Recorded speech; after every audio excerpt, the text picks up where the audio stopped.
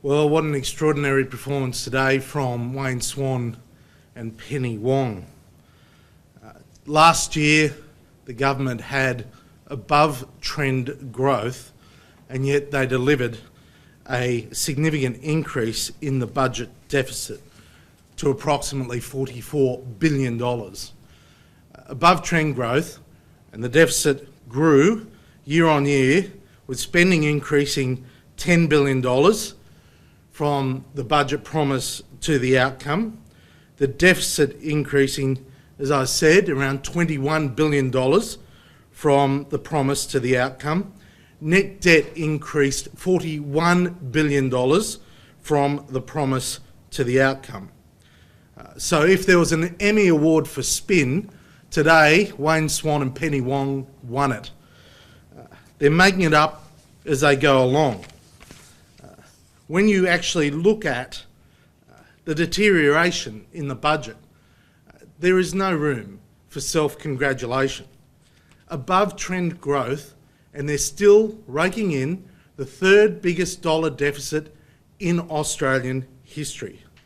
And that means the accumulated deficits under Wayne Swan have been over $173 billion. And of course, there's been a massive deterioration in the balance sheet. Wayne Swan said there is a record investment pipeline. We've now heard of another major mining project delayed today. He said the fiscal position is in, quote, very good shape, and yet with above trend growth, we've seen a massive increase in the deficit.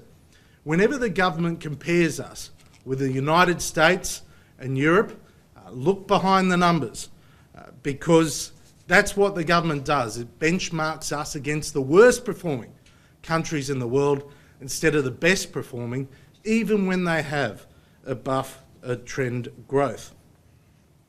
The government also wanted people to focus on a future promise from the last budget that they'll have a budget surplus this year.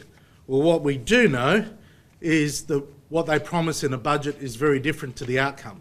Today was about an outcome and a significant deterioration in the promise that was made about 15 months ago.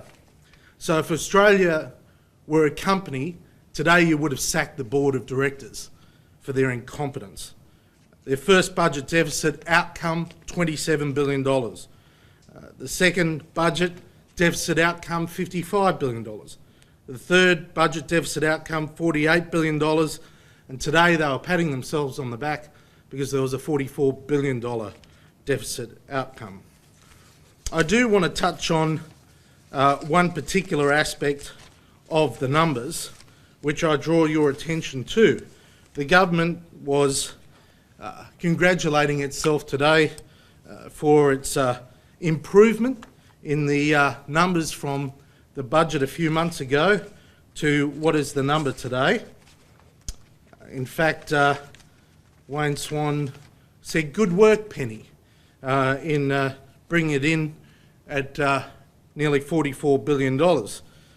Page 7 of the final budget outcome identifies in the bottom 2 points that the government has been caught out fudging its own numbers.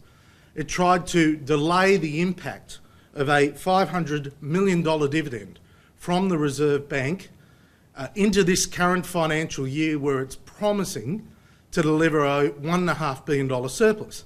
But they were caught out by their own audit office, and the audit office forced them to account for that money in the last financial year, which I understand, I'm advised, indicates that there would have been a $500 million deterioration. Secondly, the Australian Reinsurance Pool Corporation. Again, they tried to fudge $400 million. They were caught out, and now they're claiming these are somehow the benefits of good management last financial year to improve their number last financial year.